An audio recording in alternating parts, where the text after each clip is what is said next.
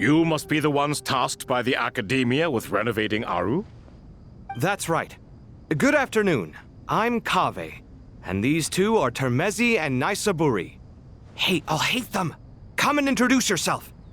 We've met before. This is Thoth, the Ibis King, and everyone knows these two. Afternoon, gentlemen. I've only ever seen these two in murals! Ah, the paintings in the temple.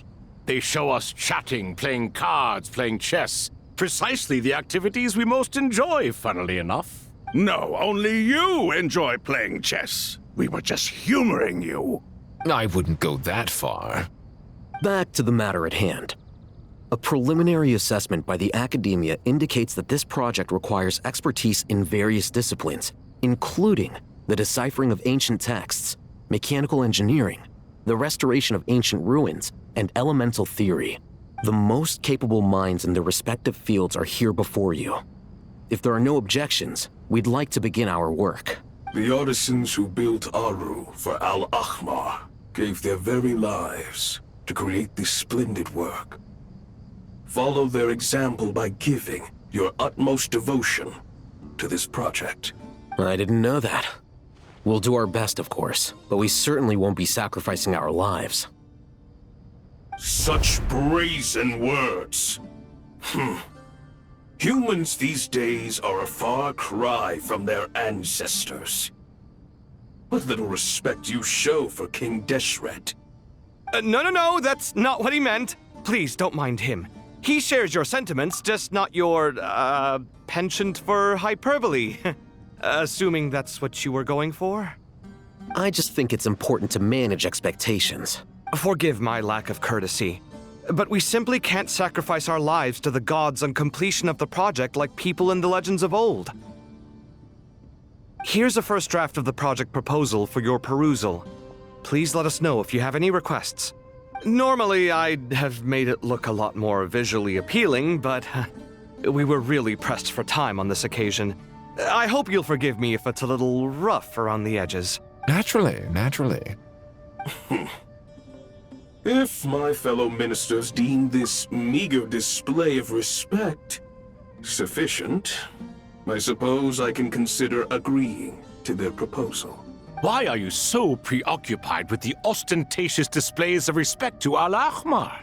We should be trying to make things easy for them. You never know. We might have to rely on these young people to look after us in our old age. Exactly. This is Aru's mainframe. Be reminded to use it with great caution. We certainly will. Thank you for your assistance.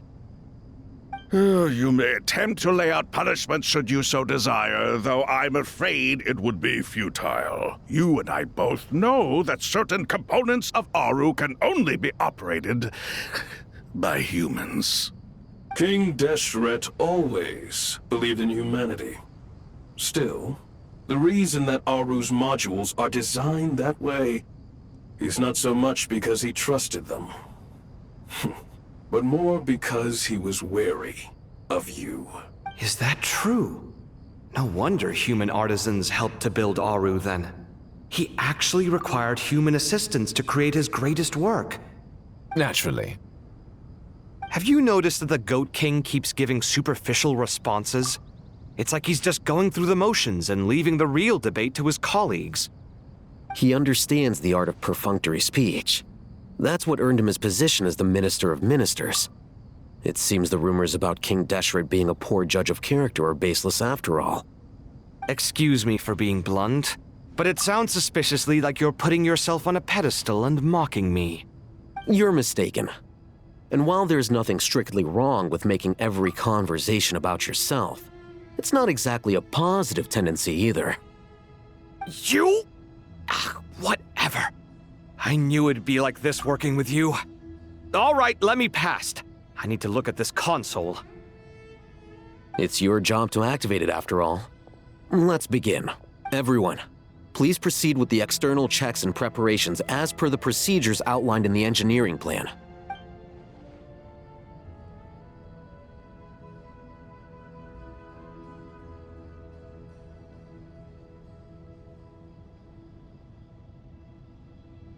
Hello there, youngsters.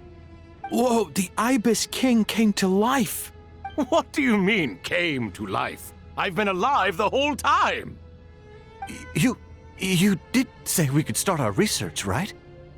Are you having second thoughts now? I've reviewed the proposal.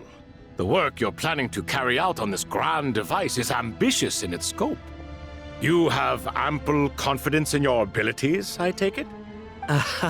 I wouldn't say I'm feeling hugely confident, but given how bad things are, I'd rather at least try something than sit around waiting to die. You are the top scholars of your day. I trust you are aware that there are countless links between Aru and the Akasha? Aru and the Akasha? But I thought the Akasha was the Academia's greatest technological accomplishment, created years ago by the Dendro Archon to help her people access knowledge. And you too? Do you not know either? You've read the instruction manual, right? You tell them. An instruction manual? The Akasha has an instruction manual?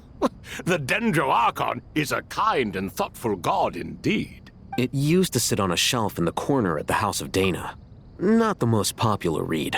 If the manual is to be believed, Aru was in fact the original inspiration for the Akasha system. what? But there are so few records about Aru anywhere. And practically none of the scientific expeditions into the desert had anything to do with it. Ah, but this is something you could not possibly have known. You may have heard many stories about the desert, but what is the most important aspect of history? Consider this a quiz. Anyone from Vahumana present? I'm from Vahumana. It's, well, veracity. Precisely. And a large part of veracity is the chronological order in which events occur. I may as well tell you. In the beginning, Nabu Malikata, the goddess of flowers, descended upon Sumeru. The glory of the heaven was within her. She brought life, oases, and knowledge to this land. Then she created the Jinn, enlightened them, and ordered them to serve her. 2 other gods also walked upon this land where wisdom flowed in abundance, and the 3 met beneath the great green trees. It was the first and greatest alliance. We should speak with reverence of this covenant between the 3, which transcended both time and life. For they promised that in Sumeru, wisdom would be shared with all. All the great changes in Sumeru's history began with the goddess of flowers. For King Deshret's sake, she pried into the secrets of Celestia, and for this was burned to ashes by the flames of wrath. So grieved was King Deshret by her passing that he lost all interest in state affairs and devoted himself instead to the knowledge that she had brought back. It was after learning of the technology from that floating island in the sky that he first conceived of Aru.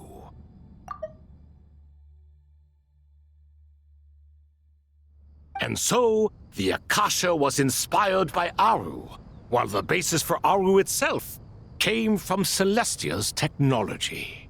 Well, if the 2 share a common technological origin, then connecting one system to the other is an entirely feasible idea.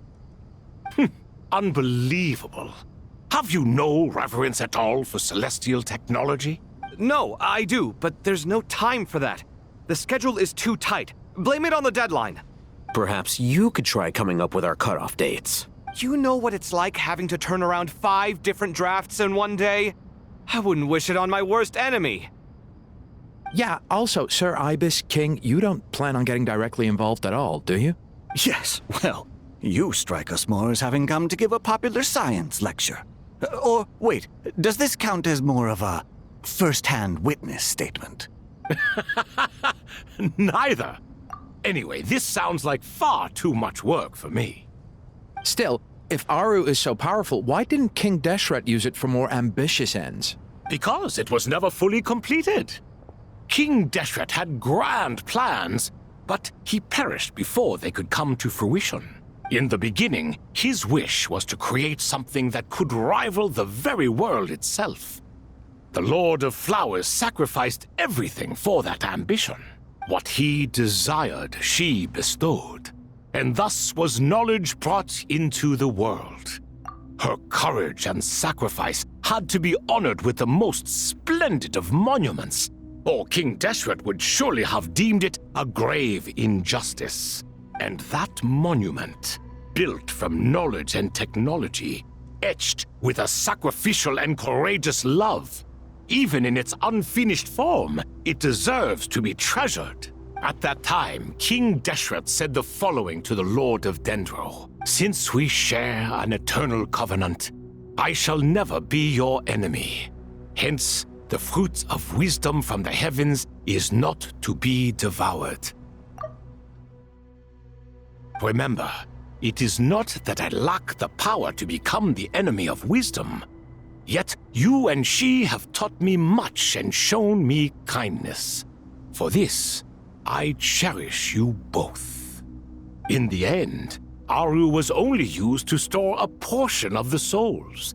It was but a primitive form of the masterwork the king had envisaged. His final hope for Aru was to return to the past, when she yet lived. So the point you're making is, King Deshret was both powerful and ambitious, and he only ceased his imperious ways out of affection for the Goddess of Flowers and the Dendro Archon. You could see this as an act of mercy, but you could also see it as the sentiments that lay between these three gods placing constraints on him. This was, after all, the foundation of the alliance between them.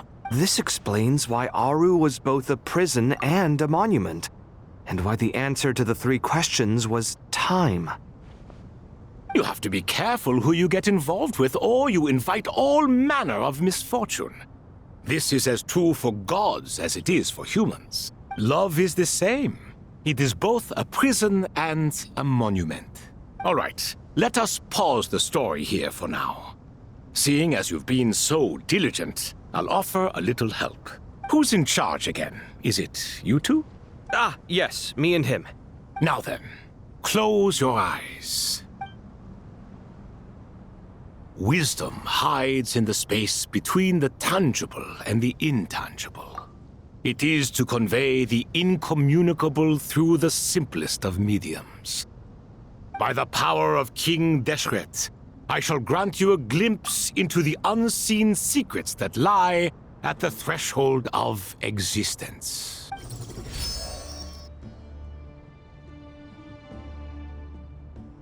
Where did this come from? Is it a new mechanism? It looks more like some form of externalized information. You've rendered it visible? Just as the Akasha allows you to access a greater range of knowledge, the power of our king permits one to perceive ingenuities that do not belong to this world. This is no ordinary mechanism. It reflects the internal structure of Aru. Whether you choose to increase or decrease, keep or discard. Come, use these to achieve the outcome you desire. Looks mechanical to me. Better let me handle it just in case. But wait, how do I get up there? Turn around. So that's where the elevator is.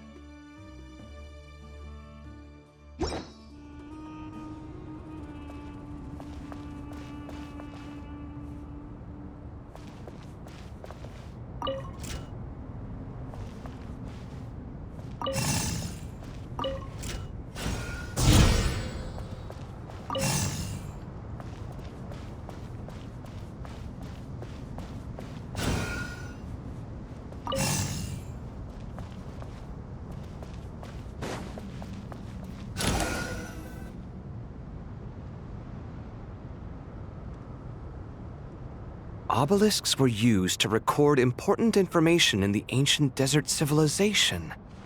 Hey, Al-Haytham, there's some writing here I'll need you to decipher. I've sent it to your screen. Do you see it? Got it. It's a little blurry, but I should manage. Take a look and tell me what it says. Oh, and I'll send any other similar text directly to you from now on. Let's start with this one.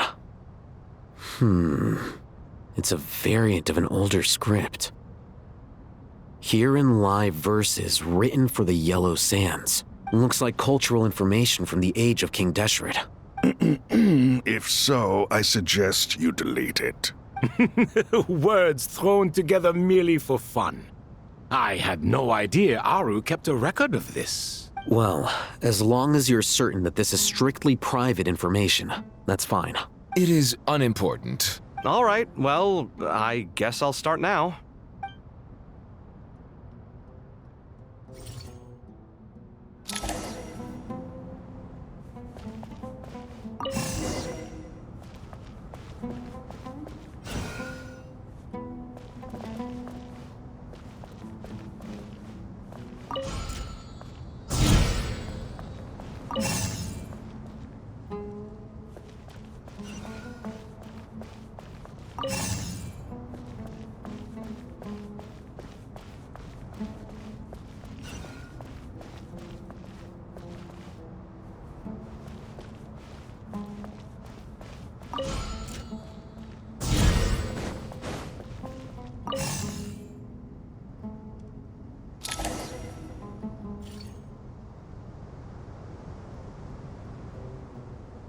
Found some more. Sending them over to you now. These are all reports about the Gurubad conflict. Can we delete them? I'd say so. Most of this information has already been archived anyway. What if there are details in there that Vahumana missed? What are we supposed to do if they come after us in the future? They'll just have to live with it. If we don't resolve these issues now, there won't even be an academia in the future, let alone a Vahumana Darshan. Yeah, you're right. Okay, done. There's some other similar monuments nearby. I'll check them out.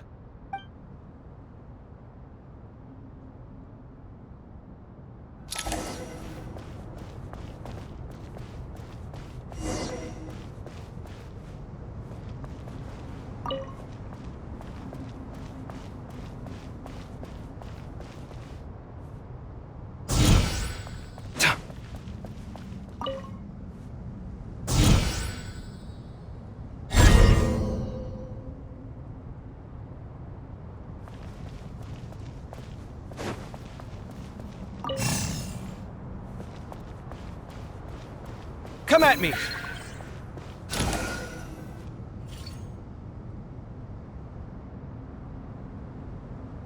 Another monument. Hold on.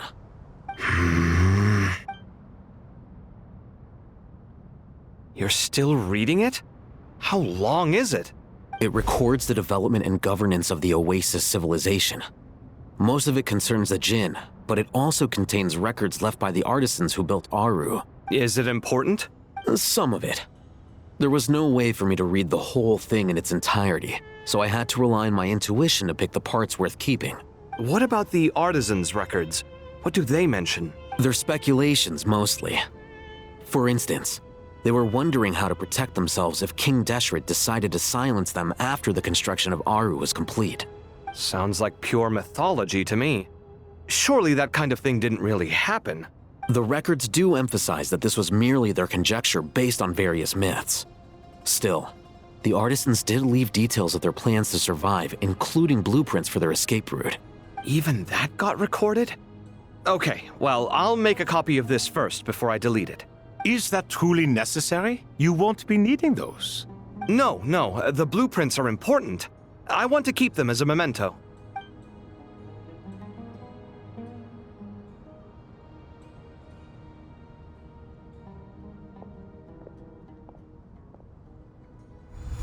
I think that should just about do it. It meets the requirements of the contingency plans, so we should be good. I gotta say, it's the strangest feeling. This cross between reality and the intangible. It's like drifting between life and death. Or in and out of a dream. Using my own hands to manipulate illusions that are forever out of reach. Chasing dreams in the most literal sense. Definitely a novel experience. What happens if my spirit just floats away? That won't happen. Anyway, I wouldn't celebrate just yet if I were you. There's likely to be a phase 2 of this project. All right. I'd better keep my wits about me then.